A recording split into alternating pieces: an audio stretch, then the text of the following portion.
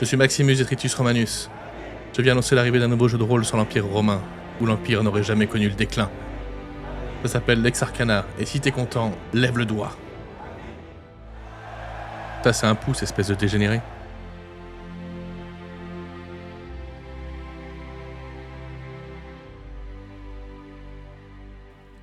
Salvete omnes mice sum bene advenistis ad anteroristes. Je vais continuer cette introduction en français parce que mon latin est rouillé. On va parler aujourd'hui de Lex Arcana. Lex Arcana, qu'est-ce que c'est? C'est un jeu de rôle qui sort chez Studio Agathe.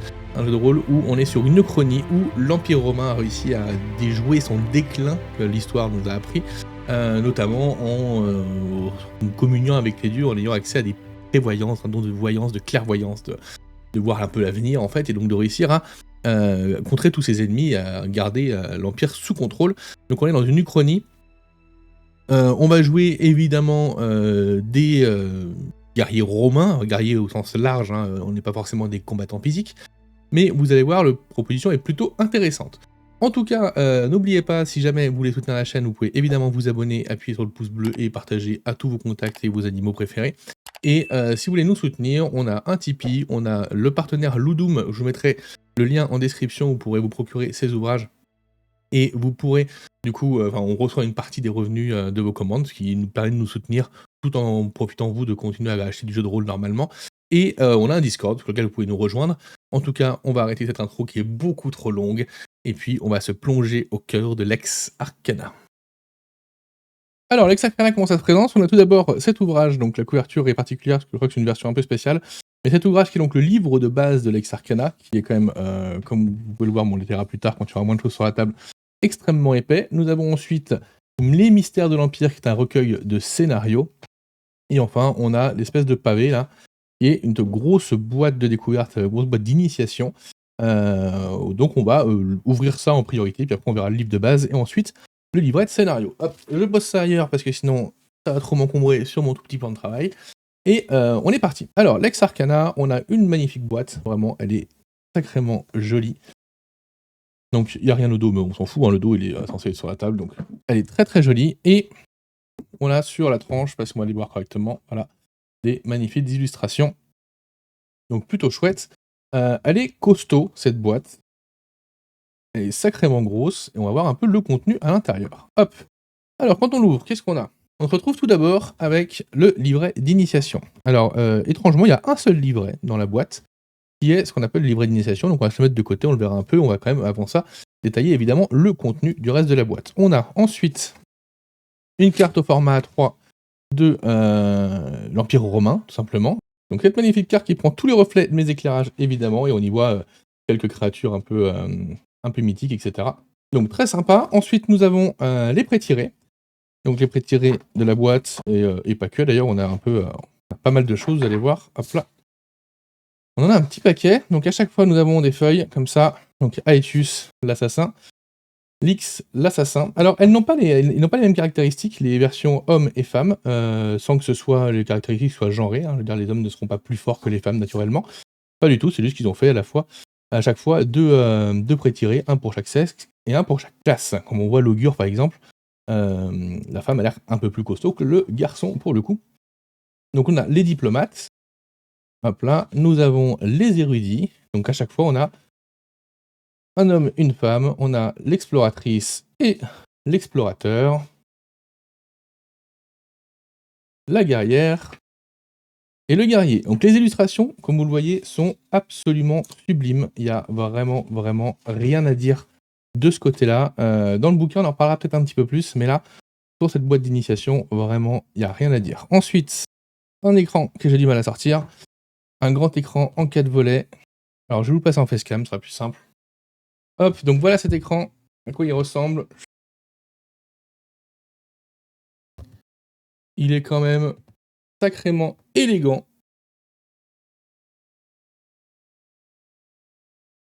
Donc vraiment, voilà, il y a un tout petit Lex Arcana qui est écrit là, il sur le côté. Mais sinon, l'écran, il est vraiment, vraiment sublime. Bon, je vous montre pas l'arrière. À l'arrière, c'est les tables, on a l'habitude. On sait ce que c'est, on sait à quoi ça ressemble. Ensuite, nous avons toute une palanquée de tokens qui vont nous permettre de donner des petits effets à nos personnages. Nous avons, pour tirer certains petits trucs, vous verrez dans les règles, une petite bourse à tête de méduse. Nous avons ensuite un petit sachet tout en tissu avec la petite corde qui va bien, etc. Avec dedans les dés. Les dés sont, je trouve, absolument magnifiques. Vraiment, ils sont vraiment très jolis. Ils ont un petit côté dés en marbre avec les petites lettres dorées, avec la police d'écriture qui va bien. Le petit aigle romain pour le 6. On retrouve la même chose sur le dé de 20, le petit aigle pour le 20. Donc voilà, et je les trouve vraiment, vraiment très très beaux. Et donc nous avons 3 dés 6. Nous avons 2 dés 10. Nous avons un dé 4, un dé 8, un dé 12 et un dé 20. Voilà, donc on a toute une palanquée de dés, on a un bon set de dés avec en priorité des dés 6 comme vous l'avez vu. Vous verrez dans les règles pourquoi est-ce qu'on doit avoir autant de dés. C'est pas anodin, mais en tout cas ça fait plaisir parce que les dés sont vraiment, vraiment, vraiment quali, ça fait vraiment plaisir. Hop, on va faire la petite bourse et il nous reste dans cette boîte, vous l'avez vu, donc il y a un moulage en plastique pour contenir 2 paquets de cartes et 2 decks de cartes. Hop, on va se mettre la boîte de côté. Donc nous avons également 2 decks de cartes, donc le deck du Démiurge et le deck du Contubernium, excusez-moi. Donc le deck du Contubernium, c'est l'endroit où s'entraînent les custodes, alors les custodes, donc les personnes que vont jouer nos joueurs. Donc on va commencer par celui-ci. Donc à l'intérieur de celui-ci, nous avons de l'équipement.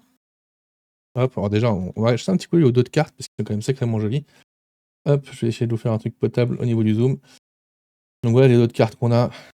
Donc ça, ce sont les cartes liées à des divinités, évidemment, par rapport aux points forts des personnages qu'on donnera aux joueurs. Et ensuite, nous avons les speculum, les interprétations du sommeil, la sidération, l'oracle, le présage, etc., les auspices, etc., etc. Donc on a vraiment des cartes qui sont très très jolies. Et puis là, on a des cartes de technique de combat.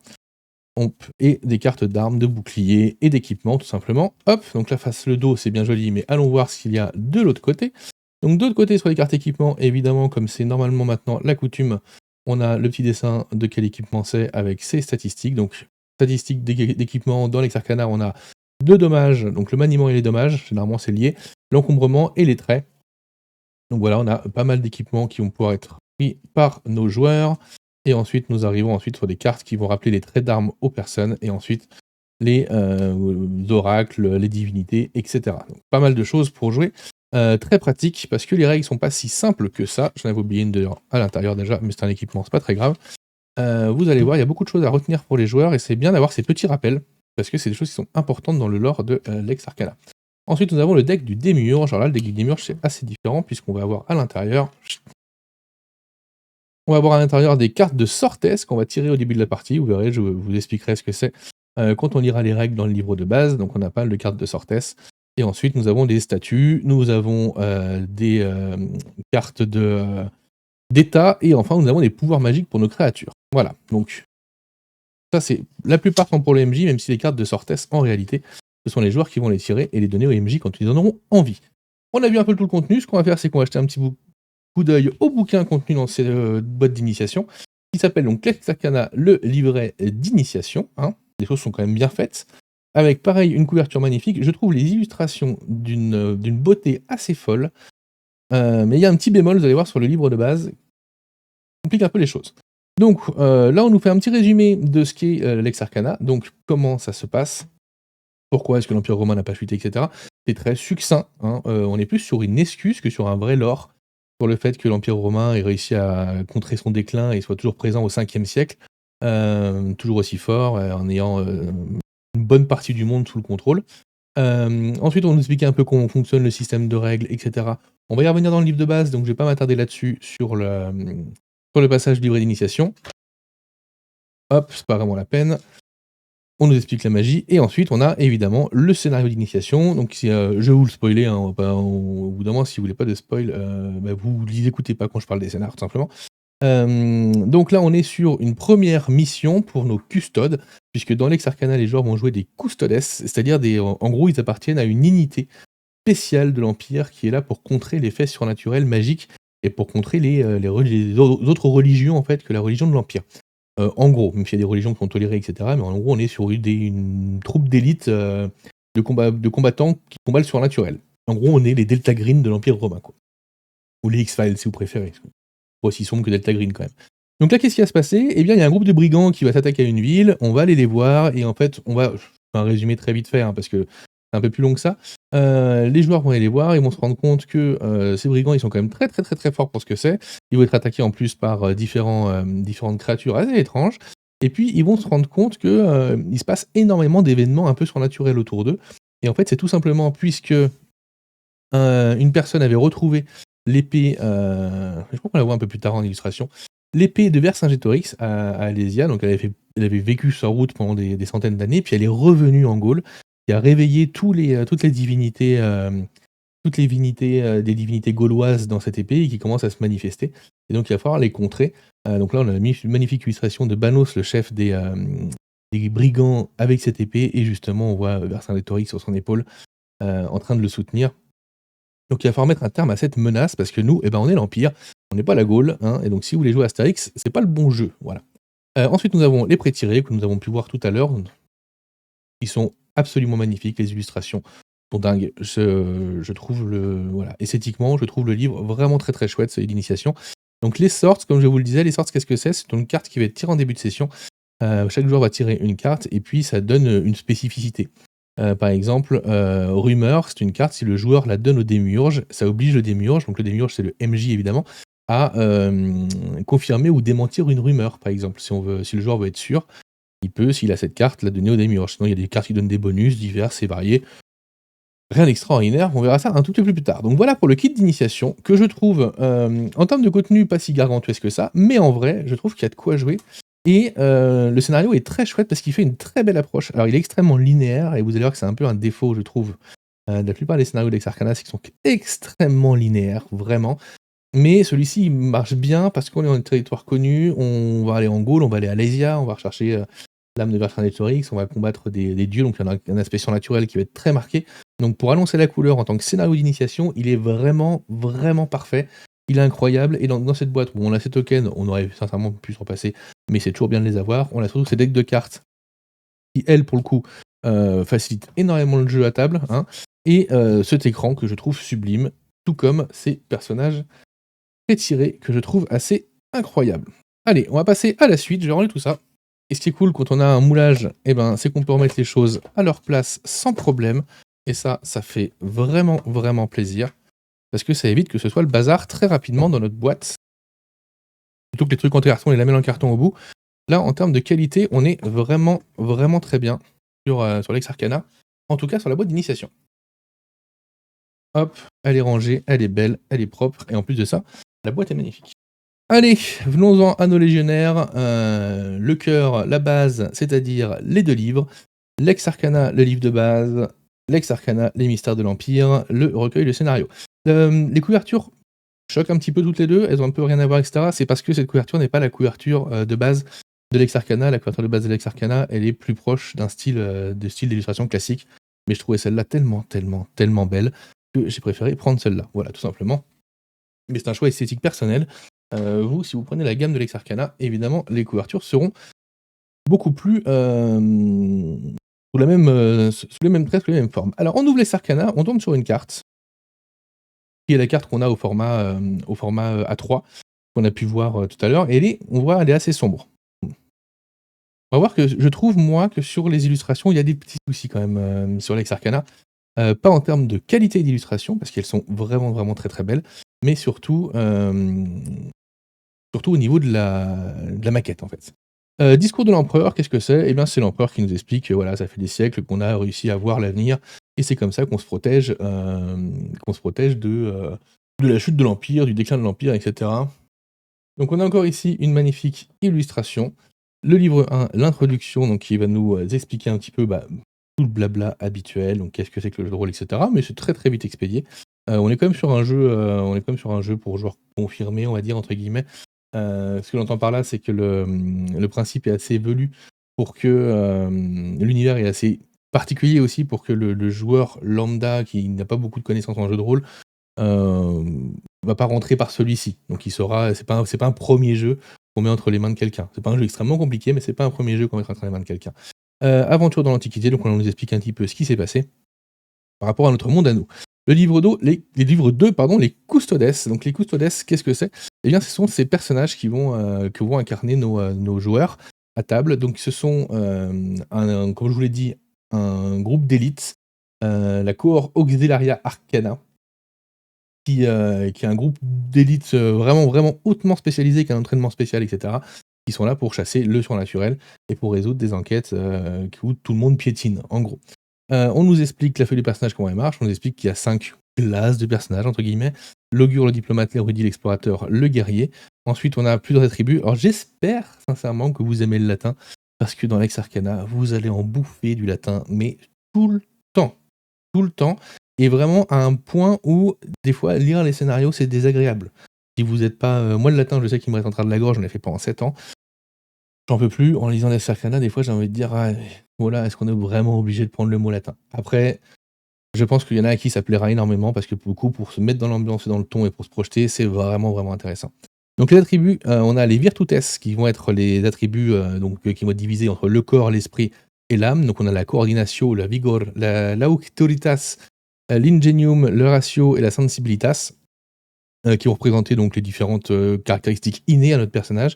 Et ensuite nous avons les peritiae, normalement on dit, et ainsi que des spécialités. Donc les peritiae, qu'est-ce que c'est? On va y revenir un petit peu plus tard, mais en gros ça va être les compétences. Et ce qui est intéressant dans le système, c'est qu'elles sont liées à différentes virtutes, et donc quand vous allez devoir créer votre personnage, le système est complexe, mais vraiment bien foutu. Vraiment, mais il est complexe. Ensuite, on a des points de vie et des points de pietas, donc des points de piété. L'expérience, comment ça va marcher, vous allez voir, on a des multiplicateurs d'expérience. Tout paraît assez compliqué quand on le lit. En vrai, une fois qu'on a la fiche de perso sous les yeux, qu'on commence à la remplir, parce que moi je me suis créé 1 ou 2 personnages pour voir comment ça marchait, en vrai, ça fonctionne bien. L'équipement, arme, armure, bouclier. Pas énormément d'équipements, hein, pour les, on parle de l'Empire romain, on va pas avoir 1 milliard d'armes différentes, c'est pas trop l'intérêt. Donc là, on nous présente un exemple de personnage, avec ses différentes caractéristiques, etc. Lancer la partie, et maintenant, livre 3, comment on joue? Alors comment on joue à Lex Arcana? Eh bien, Lex Arcana, c'est simple. Alors c'est très simple, on va quand même prendre la feuille de personnage pour expliquer. Ça sera plus simple, encore. Hop là, voilà la feuille de personnage de Lex Arcana. On y retrouve, je vais mettre le petit signet rouge empire, magnifique, hop, ici. Donc, Lex Arcana, on a cette fiche de personnage, donc on retrouve les virtutes ici. Donc, coordinatio, auctoritas, ratio, vigor, ingenium et sensibilitas. Nous avons les peritiae qui sont ici, avec 2 bello qui va être principalement la peritia. La peritiae de combat, décorporée, ça va être la gestion de son corps, donc de l'endurance, mais pas uniquement, ça peut aussi être comment jouer de son corps, intimider, etc. De magia, donc pour la magie, de societa, donc ça va être un peu le talent à interagir avec les autres. De scienta, donc ça va être les sciences, et de natura, c'est tout ce qui va relever de la nature, évidemment. Nous avons la piété qui est là, les points de vie qui a un petit système jusqu'à 40 points, parce que l'encombrement va venir cocher des cases, on verra un peu plus tard. Les coefficients, ça c'est les coefficients d'expérience, c'est très particulier, on en reparlera aussi. La divinité tutélaire, ça va dépendre de là où on est le meilleur en fait. Si on est meilleur en 2 bello, notre divinité ce sera pas Arès, ce sera j'ai perdu le nom romain, mais bon, l'équivalent d'Arès chez les Romains, ils ont tout volé aux Grecs de toute façon. Ensuite les différentes techniques de combat qu'on peut avoir, et après on a le curriculum, donc c'est là on va prendre ces coefficients d'XP qu'on va reporter ici, ça va être XP qu'on va gagner. Et après, on a quelques privilèges, indigenta, etc. Vous allez voir, on va en reparler de tout ça. Donc, en gros, quand on va faire un jet, on va prendre notre peritiae et on va avoir un potentiel de dés. Ce qui est important, c'est bien de parler de potentiel de dés et non pas uniquement de la valeur de la peritiae. Puisque, par exemple, imaginons que j'ai 15 en peritiae, et bien tout simplement, je vais lancer 15 de potentiel de dés. Après, c'est à moi, en tant que joueur, de décider si je préfère lancer un des 10 plus un des 5. Oui, les D5 existent dans ce jeu, ce sont des D10 divisés par 2. Ou est-ce que je vais plutôt lancer pour un 15, je sais pas moi, 3D5 par exemple. C'est moi qui décide. Sachant que, évidemment, il est toujours plus avantageux, par exemple, si je dois faire 12, de lancer 3D6 que... il est plus avantageux de lancer 3D4 plutôt que 2D6, hein, parce que le score minimum est plus élevé, si on doit faire si on a un potentiel de dé de 12. Mais pour contrebalancer ça, il y a ce qu'on appelle le jet du destin. Le jet du destin, c'est que, en fait, vous avez un peu la faveur des dieux en tant que custodes, et donc c'est représenté par le fait que si votre jet fait le potentiel maximum, par exemple si vous avez un potentiel de 12 et que vous jetez 3D4 et que vous faites le maximum à chaque fois, c'est-à-dire que vous faites 12 au final, eh bien vous avez un jet du destin, donc ce sont les dés explosifs, vous les relancez et vous additionnez. Qui peut vite devenir assez énorme. Et ce qui fait que, statistiquement, on a beaucoup plus de chances de réussir un jet du destin si on jette un des 12 plutôt que si on jette 3 des 4, par exemple.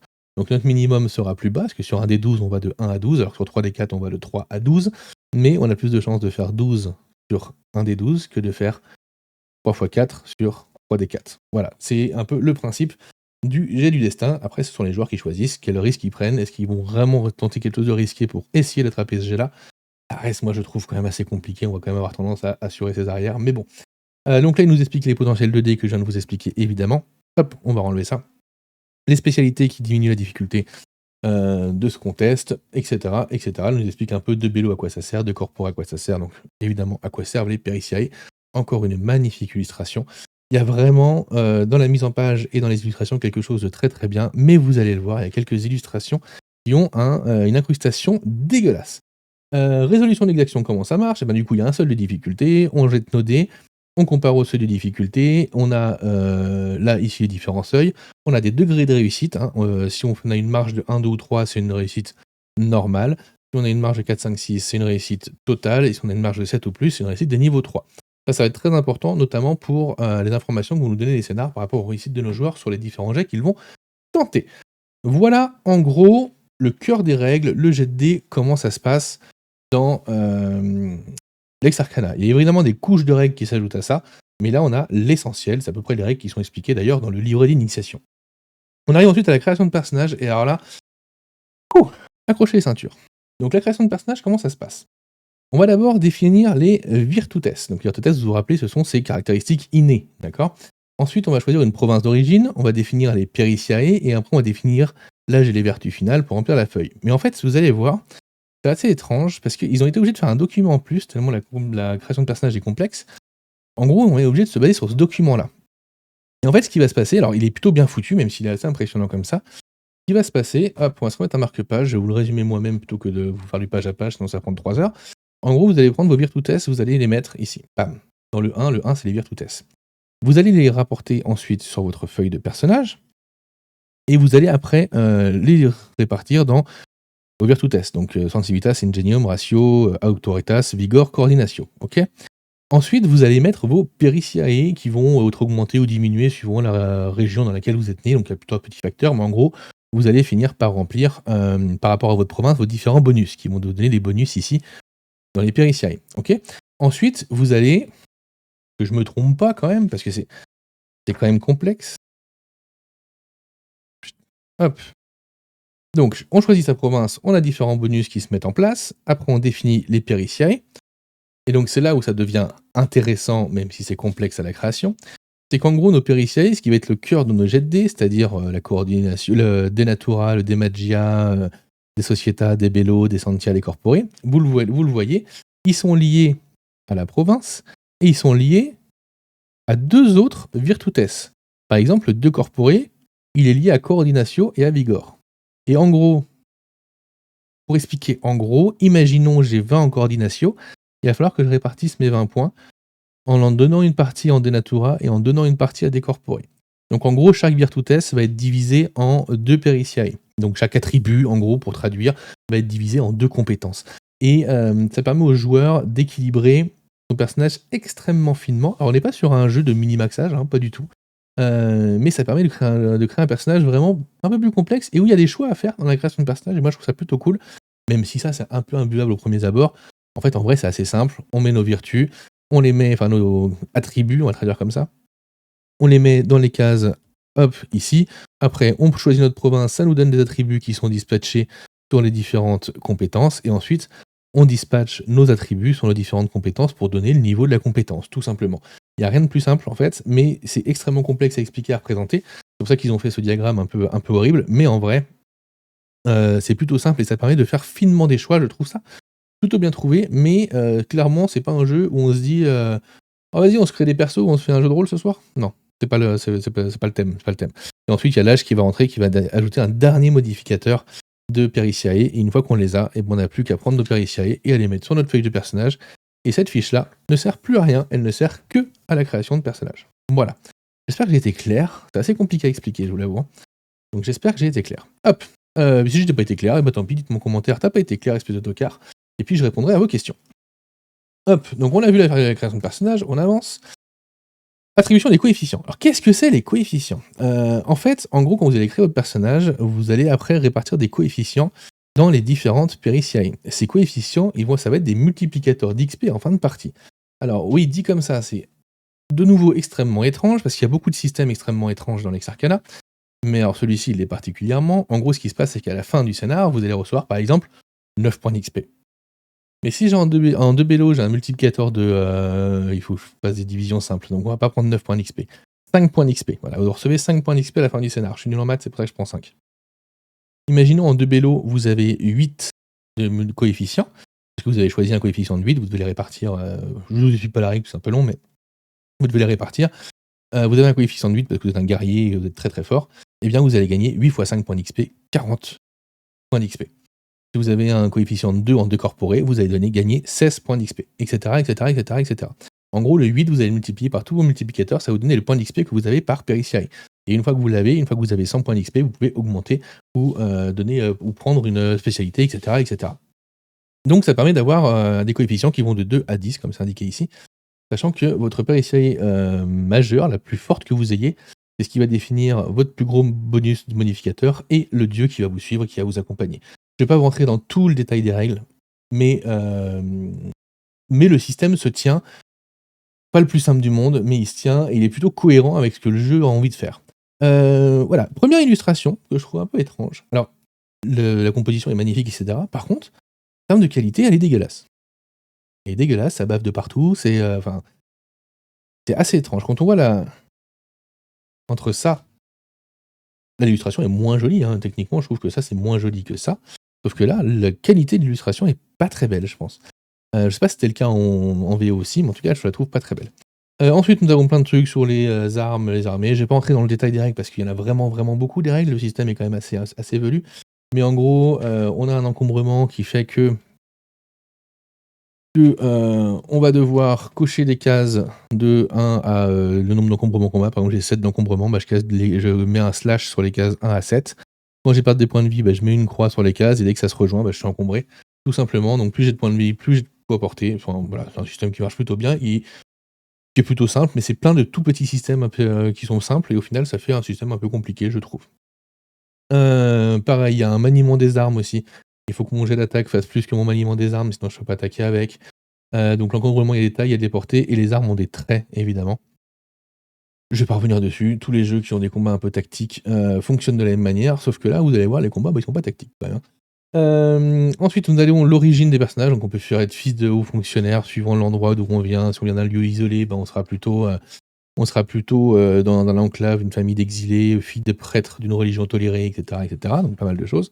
Une classe spéciale qui est la classe d'assassin. Là, pour le coup, on a une illustration magnifique, bien détaillée, bien très très belle qualité. C'est assez bizarre, je trouve. Qui se bat non pas avec de bélos, mais avec de corporés. Donc voilà, il y a les assassins.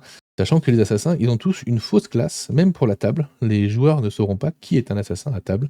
Ce sont des gens qui sont cachés, même pour les custodes moyens. Encore une magnifique illustration. Quand je vous dis qu'il y en a plein et qu'elles sont vraiment vraiment belles, elles sont vraiment belles, ces illustrations. Le combat, comment ça fonctionne? Le combat, c'est simple. Enfin, c'est simple. En fait, non, c'est pas simple. Donc, combat au corps à corps. En gros, début du combat, si jamais les ennemis sont à distance, on peut envoyer une volée de flèches. Si jamais il y a des combattants à distance de notre côté. Ensuite, on arrive au contact. Donc là, on va engager autant de personnages qu'il y a de joueurs. Par exemple, si on a 4 joueurs qui combattent 4 personnages, ils vont engager un personnage chacun. En gros, hein, parce qu'après, il y a des spécificités, évidemment. Le guerrier peut engager 2 personnages, etc. Mais il n'y a pas de moment où on est sur une battle map, en fait, à poser ses pions et ses jetons. Ça sert à rien. Il n'y a pas de stratégie de mouvement. Il y a pas de... Il y a un désengagement, mais ça sert pas à se déplacer pour se reposer. Non, ça sert à se désengager pour fuir la bataille, ou alors à se désengager pour tirer une volée de flèches. Mais ça sert pas à autre chose, en fait. Donc il y a pas stratégiquement dans le combat, il n'y a pas grand-chose. Ce sont plutôt des compétences qui vont amener la stratégie du combat, mais vraiment pas tout ce qui est mouvement, etc. C'est extrêmement figé dans le combat. Et comment ça se passe? C'est simple. C'est combat de bouc, tête contre tête. Voilà. On fait un test de 2 bélos pour les 2 adversaires, pour le personnage et l'adversaire. Celui qui gagne, c'est l'attaquant, celui qui perd, c'est le défenseur. Et après, on jette la valeur d'attaque qui va être comparée à la valeur de défense. Et ça fait des dégâts. Voilà. On est sur un système, je trouve, assez lourd pour Lex Arcana, avec des combats qui sont pas ultra intéressants. Vraiment, enfin, c'est vraiment pas ultra intéressant. Bon après, il y a des tas de surprises, combats à main nue, des jeux d'embuscade, tout ça, bon bah voilà. On va pas rentrer dans le détail des règles, mais ouais, les combats, c'est un peu une déception. Encore une magnifique illustration où on voit cette, espèce de prêtre, maléfique là qui fait une espèce de rituel pour voir, l'avenir sûrement puisqu'il voit notre guerrier. Disciple, les rituels et divination. Alors la magie dans, Lex Arcana, on va pas lancer des boules de feu. On va pas lancer des boules de feu et des projectiles magiques. On va être sur une magie quasiment uniquement divine, même s'il y a d'autres écoles de magie sur des enfin, ce sera quand même du divin de toute façon, mais sur d'autres religions, donc des religions interdites et cetera. Et on va être surtout sur du rituel, sur de la divination. On va être quasiment que là-dessus, sur du présage, sur de l'hospice, donc c'est-à-dire, lire l'avenir ou les événements, présents à un autre endroit et cetera. Que ce soit dans le cadavre des oiseaux, dans le vol des oiseaux, dans, n'importe quel symbole qui peut apparaître. N'importe quel, symbole qui peut apparaître à tout moment. Par exemple, les joueurs vont voir une nuée d'oiseaux qui s'envolent d'une forêt. Est-ce que c'est un signe des dieux ou pas? Sûrement. Et donc ils peuvent faire leur rituel pour essayer de voir. Donc on a plusieurs disciplines. Nous avons la clairvoyance, la précognition, la rétrocognition, la grâce divine, l'interprétation des présages et l'oniromancie. On nous explique les rituels un petit peu, comment ils fonctionnent. Je ne vais pas rentrer dans le détail non plus, il faut vraiment savoir que c'est de la magie très, très, très, très basée sur, non pas des boosts de combat et cetera, mais vraiment sur quelque chose de très narratif et de très ancré dans le lore.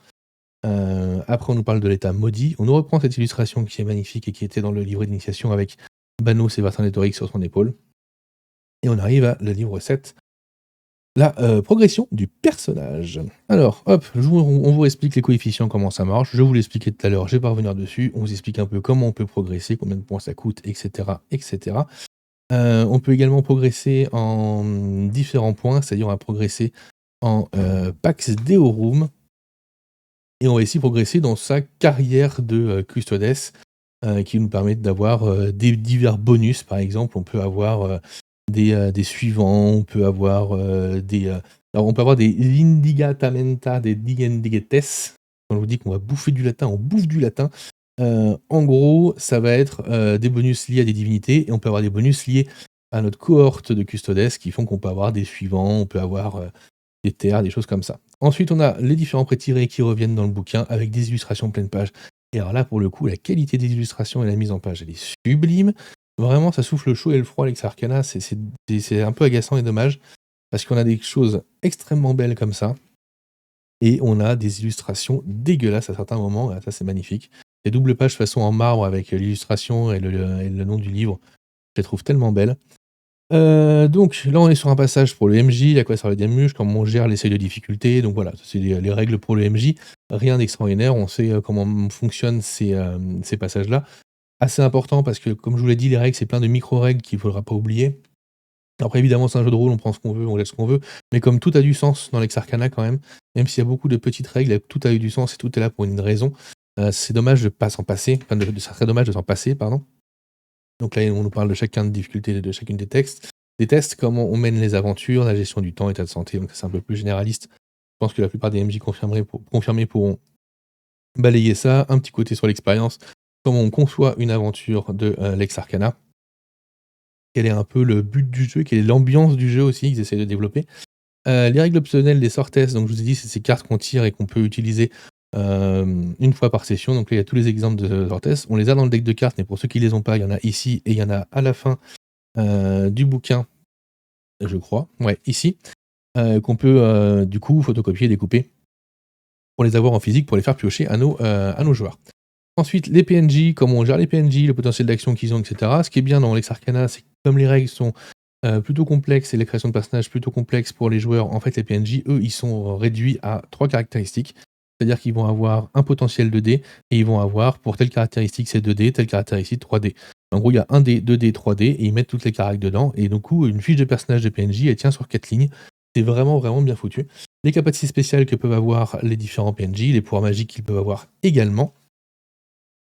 Donc vous avez vu, ils en ont beaucoup plus que nous et ils ont des pouvoirs magiques bien plus pétés que les nôtres, hein. Vous allez voir, nous on n'envoie pas d'éclairs ou de boules de feu, les PNJ, les méchants, ça les dérange pas trop. Donc pas très, très équilibré. Donc là, pas mal d'illustrations un petit peu sombres également, moins dans l'esprit du reste, je trouve, un peu dommage. Ensuite, un bestiaire avec les animaux. Ensuite, les créatures fantastiques. Et alors là, c'est là qu'on rentre dans le grand n'importe quoi des illustrations. Je sais pas si on le voit bien à la caméra, mais ce découpage d'illustrations là, ce découpage d'illustrations, il est dégueulasse. La qualité de cette illustration est infâme. Voilà, et ça va être comme ça pour tout le bestiaire. Regardez-moi ce dragon. La qualité du découpage, elle est dégueu. Elle est dégueu. Je comprends pas. Alors que les illustrations de tout le bouquin sont extrêmement chouettes. Là, la coupe de cheveux est pas n'importe comment. Enfin, c'est n'importe quoi. Le sanglier, pareil. Le design, il est vraiment cool. Le dessin est cool, en fait. Mais l'incrustation est pas jolie. C'est vraiment dommage. Donc, on a pas mal de créatures sacrées. On apprend comment faire les animaux monstrueux et les animaux sacrés. Et après, on en propose quelques-uns. Donc, le basilic, par exemple, les centaures, les berserkers. C'est pareil, les images sont dégueu, quoi. Vraiment, c'est. Les chevaux ailés, les chevaux ondins, donc d'eau, les chimères, les démons, Azazel, machin, donc voilà. Beaucoup de. Après, ce qui est bien, c'est qu'on a une illustration à chaque fois. Et surtout, comme vous voyez, pour chaque créature, donc on a sa fiche de perso qui sont, quand je disais 3 lignes, j'exagère un petit peu, et 5 lignes. Ensuite, on a ses capacités spéciales, ses pouvoirs magiques. Et après, on a, par niveau de réussite, ce que le personnage peut en apprendre s'il réussit son jet de Denatura, pour savoir est-ce que je connais cette créature quand même, parce que c'est quand même des créatures mystiques, hein, je veux dire. C'est pas comme dans certains jeux où on joue des chasseurs de vampires, on arrive, on voit un vampire, on se dit ah mais est-ce que je reconnais que c'est vraiment un vampire? Non, là non. Là on fait un jet de Denatura, c'est des créatures qui sont un peu connues, et suivant le niveau de réussite, on aura différentes informations. Donc ça va plutôt chouette, et c'est fait pour toutes les créatures, donc très très bien. Les dragons, les Pazuzu, les enfants d'Arachné, hop, on change de page, c'est dégueulasse. Le satyre le plus laid de l'histoire qui est des satyres qui ait jamais existé. Le géant, voilà. Donc, on en a beaucoup, hein, on a un bon gros bestiaire. Je pense que c'est l'illustration la plus dégueulasse du bouquin. Sincèrement, elle est horrible. Elle est horrible en termes de qualité, elle est horrible. Les hydres, voilà, on a tout le bestiaire de façon mythologique gréco-romain, plus quelques petites surprises. Mais en gros, on est là-dessus. Là, on a les simulacres. Les simulacres, c'est quoi? C'est des espèces d'automates. Alors, assez étrange. Sur la partie sur les simulacres, on nous. Alors, je sais plus où c'est. Ça doit être là.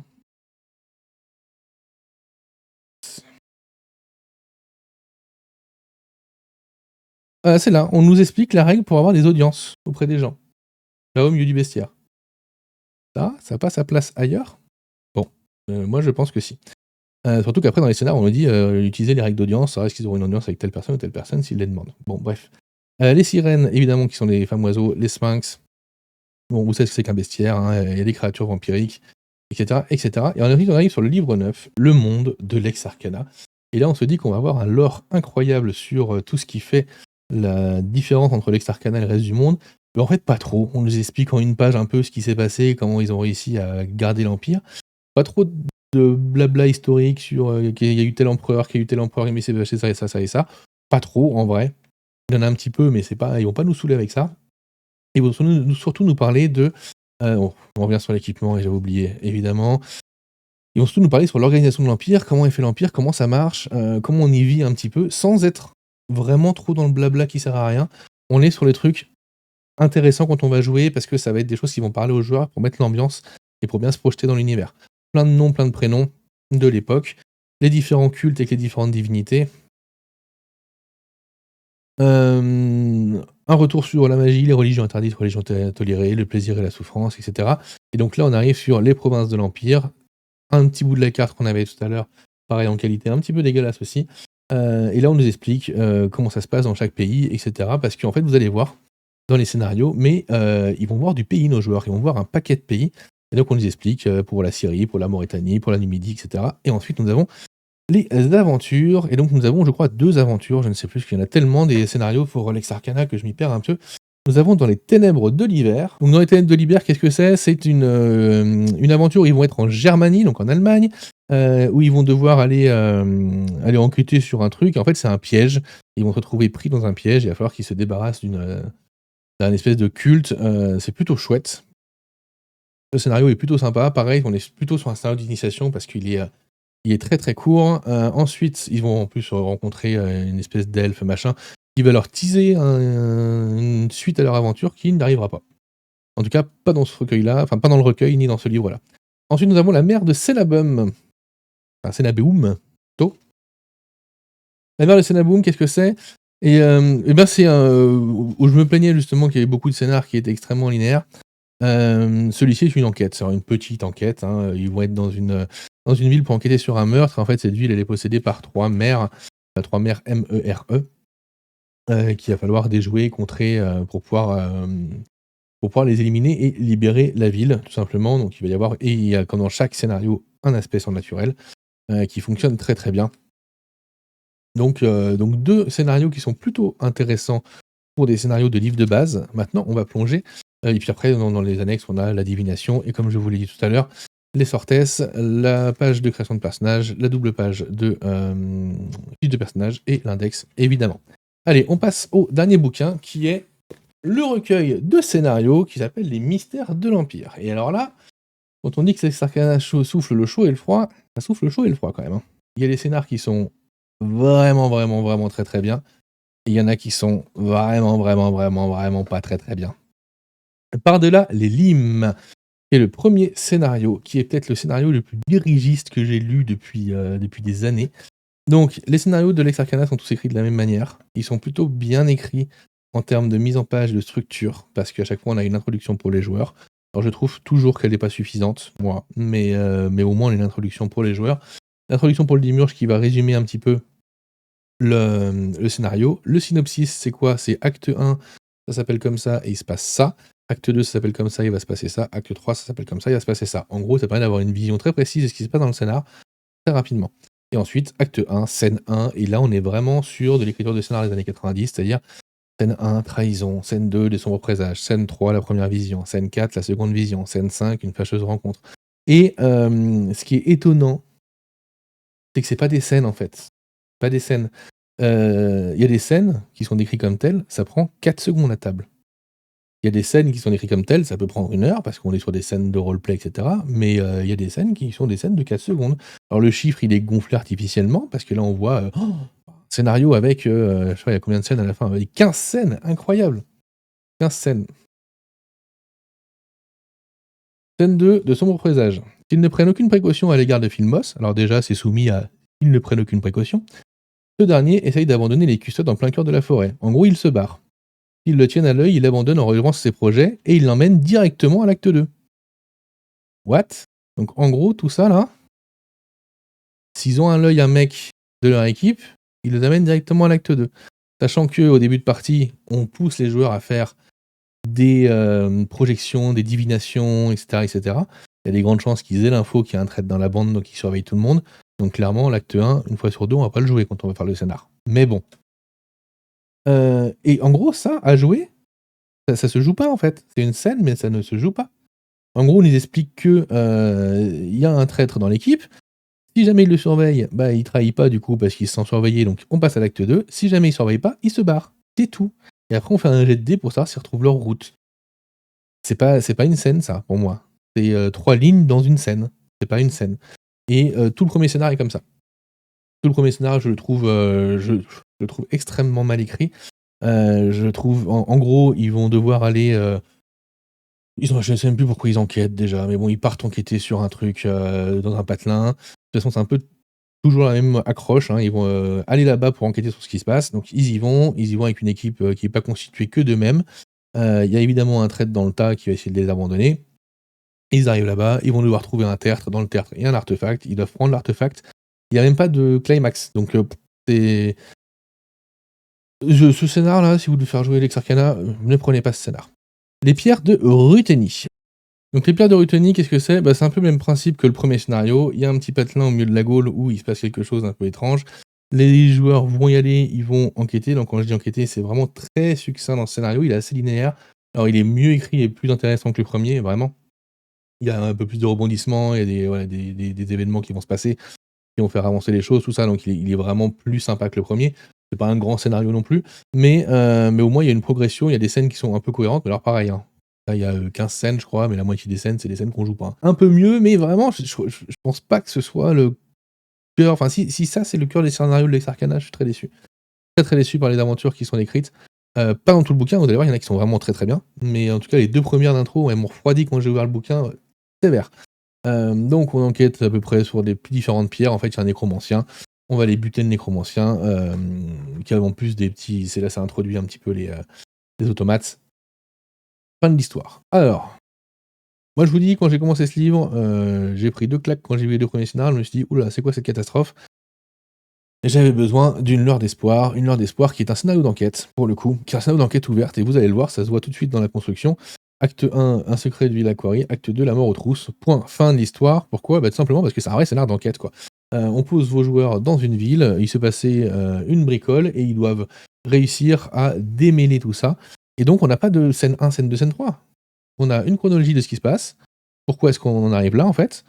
On a le dramatisme personnalisé, c'est-à-dire on a chaque PNJ avec, ils appellent le masque, donc en gros, c'est les comportements qu'ils vont avoir et ce qu'ils vont montrer aux gens, et le vrai visage qui est derrière. Donc tout ce qui est caché, chacun a des informations sur d'autres, et en fait, vos personnages, quand ils vont mener leur enquête, tout va finir par se recouper, en tout cas s'ils sont assez intelligents pour le faire. Et nous avons différents lieux avec différents événements. Top, voilà. Et le scénar, il prend 4 pages, quoi. Il prend 4 pages, et là, pour le coup, il y a de quoi jouer pendant un sacré moment, et il est bien plus long que les 2 premiers scénars qu'on a vus, où il y avait 15 scènes, quoi. Donc vraiment, là, on se dit: «OK, OK, en fait, il y a du potentiel dans Lex Arcana» et ça va se confirmer avec les scénars qui vont arriver par la suite. Surtout qui vont briser les codes et qui vont commencer à jouer avec la culture populaire et ça devient vraiment intéressant. Une nuit aux enfers, hein, qui pourrait rappeler le titre, de certains films. Qu'est-ce que c'est? Eh bien, c'est tout simplement un bateau qui va venir s'échouer, dans une ville, hein. Il se passe des choses bizarres, donc on va envoyer les custodes enquêter puisqu'il y aura des revenants qui vont arriver et puis un Nosforatus. Et donc on a évidemment, des, des combats contre, tout d'abord, l'armée des morts et puis ensuite, bah, des vampires tout simplement. Donc on a une sorte de, enfin on est sur l'introduction de Dracula de Bram Stoker avec ce bateau. Ces marins qui ont été tués ou égorgés. La nymphe et le sénateur, qui est aussi un scénar d'enquête, plutôt politique, qui est très chouette pour le coup. Alors vous avez vu, il y a quelque chose qui est assez naturel, c'est que dès qu'on n'est pas sur scène 1, scène 2, scène 3, je dis que les scénars sont chouettes, mais c'est vraiment parce que le système de scènes qu'ils mettent en place dans Lex Arcana, moi je trouve qu'il ne fonctionne pas. Ils fichent tellement les choses que, il est tellement, haut en fait que ça fonctionne pas. La plupart du temps. Il y en a quand même quelques-uns qui sont en scène et qui fonctionnent, mais la plupart du temps ça fonctionne pas, je trouve. Faut tout écrire. Pour moi, les scénarios qui sont en scène, il faut tout écrire, c'est pas cohérent, si les joueurs changent de direction, il y a rien pour y répondre, c'est une catastrophe. Les flammes de Pompéi, bah écoutez, tant qu'à faire, autant prendre tous les poncifs. On a vu du Dracula, on a vu de l'enquête politique avec des rituels machin derrière. Pompéi, bah qu'est-ce qu'on va faire? Eh ben on va arrêter le Vésuve et puis c'est tout, hein, et pourquoi pas. Donc en gros, il y a un dieu qui est en colère, les joueurs vont rentrer, ils vont devoir aller arrêter le Vésuve. Donc encore une fois, on a une enquête. Là pour le coup, il y a plein de scènes, vous avez vu, mais c'est un scénario qui est très chouette parce que c'est quand même des scènes semi-ouvertes où il y a des informations à récupérer, où il y a des petits combats, des petits machins. Et puis l'écriture, le scénar est mieux en fait, tout simplement. Le scénar est mieux écrit que les 2 premiers, donc ça marche bien. Et donc les joueurs peuvent arrêter le Vésuve. Alors on n'est pas sur la destination de Pompéi, telle qu'elle était censée être, hein, de toute façon. L'œil du Cyclope. Donc l'œil du Cyclope, évidemment, on est sur quelque chose de très, très, très référencé sur la mythologie grecque. Qu'est-ce qui se passe? Bah, les joueurs vont être envoyés en Sicile parce qu'il y a des soucis. Ils vont aller sur l'île du Cyclope pour voir Polyphème affronter un Cyclope et du coup, ils vont devoir après faire une course-poursuite vers le mont Etna, pour éviter que, une sombre personne invoque Typhon, donc un des titans grecs. Donc voilà, on a, un petit passage grec qui fait plaisir, qui est plutôt chouette. Donc les fils de Caligula, on joue encore avec la culture et les référents culturels. On va tout simplement, enquêter sur encore un mystère dans une ville. On est toujours là-dessus en termes de scénar, hein, de toute façon, évidemment. C'est quand même un début de scénario assez simple à mettre en place. Et bah là, ça va nous amener où? Ça va nous amener tout simplement en Atlantide. Bah ouais, bah pourquoi pas après tout, au bout d'un moment pour réussir à, buter une secte.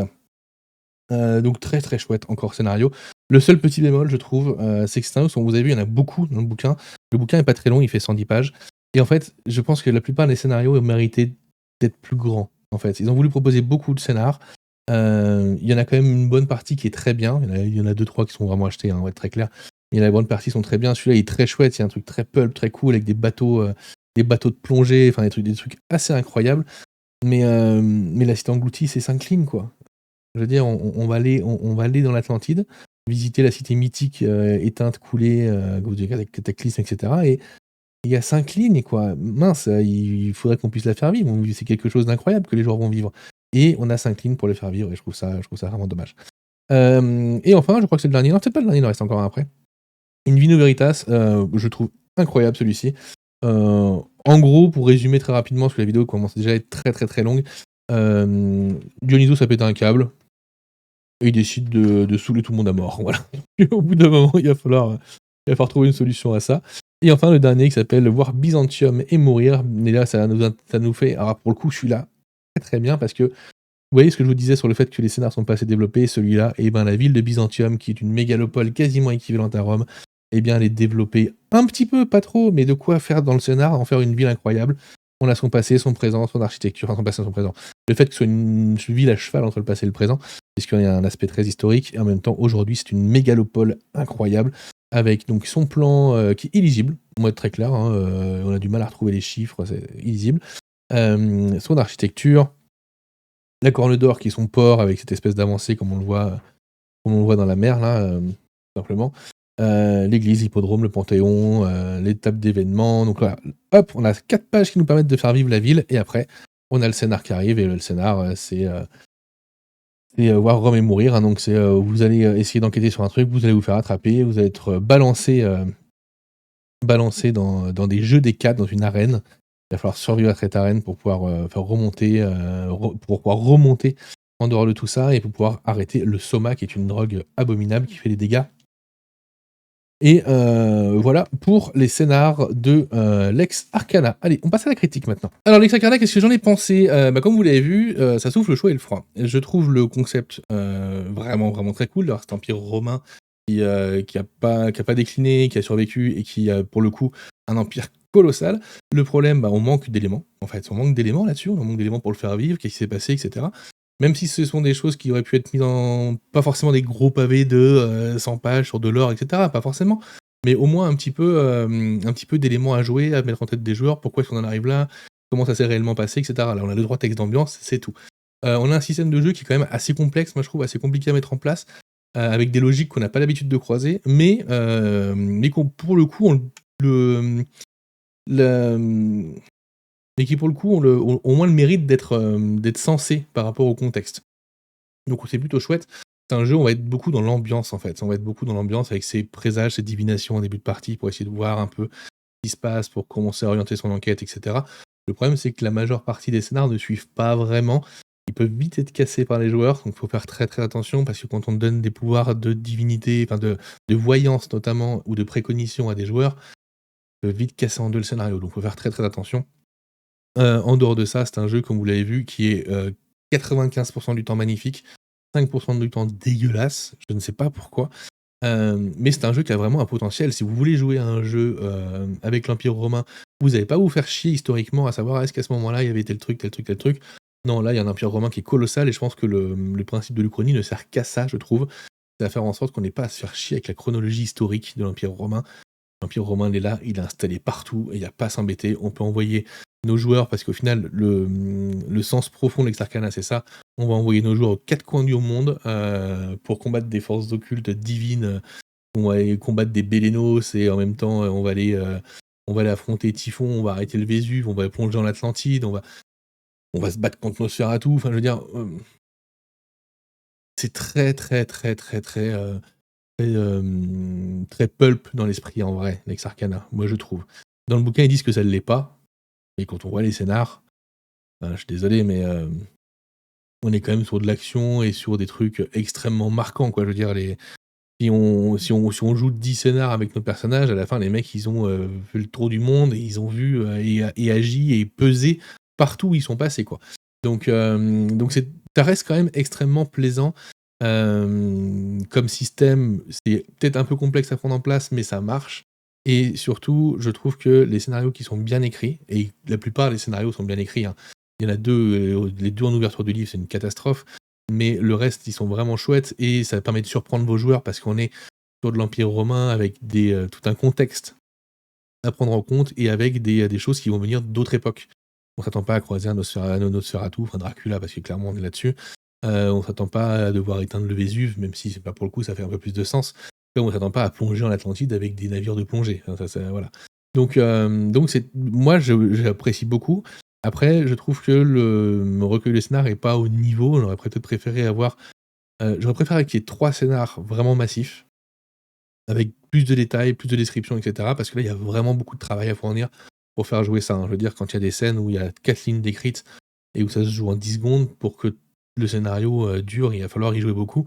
Les 2 premiers scénars de la boîte, je pense qu'ils sont pliés en 1 heure et demie. C'est très clair, c'est des scénars d'initiation, c'est des scénars de convention, mais c'est pas des scénarios qu'on va jouer avec des gens chez nous, qu'on va se faire en 2-3 sessions pour, voilà, pour mettre de l'ambiance et pour plonger vraiment dans cet univers. Donc ça manque un peu de ça, c'est un peu dommage. J'espère qu'on verra ce qui se passe par la suite sur Ex Arcana. En tout cas, le potentiel, il est là, c'est clair et net. Il est là, il est vraiment là et pour le coup, les 95 d'illustrations qui sont sublimes, elles mettent une ambiance de fou. Elles mettent une ambiance de fou et en termes de mise en page et cetera, le jeu, il est vraiment très, très, très bon. Donc voilà, je sais pas si je vais y jouer, moi sincèrement. Ce qui est un peu bête, parce que j'attendais un jeu sur l'Empire romain depuis très longtemps. Mais celui-là, je sais pas si je vais jouer, parce que le système de règles, moi personnellement, me refroidit. Je trouve le système de combat pas très bon, mais en même temps, je suis un peu difficile sur les systèmes de combat, donc si j'y joue, je pense que ça sera des scénars d'enquête, avec très peu de combat, parce que je trouve que le système de combat apporte pas grand-chose, alors que c'est une partie très centrale du jeu, quoi, avec beaucoup de statistiques, de machin. En fait, il sert pas à grand chose, quoi. Ce qui est dommage quand même, on parle de l'Empire romain, on parle des moments où la stratégie militaire était à son apogée, ils ont dominé le monde grâce à ça et les avancées technologiques. Donc c'est un peu dommage que le système de combat fonctionne pas très bien, je trouve. C'est pas qu'il fonctionne pas très bien, c'est qu'il est, voilà, enfin, il y a 2 mecs en face et puis boum, ils se tapent dessus, tête contre tête, jusqu'à ce qu'il y en ait un qui tombe, quoi.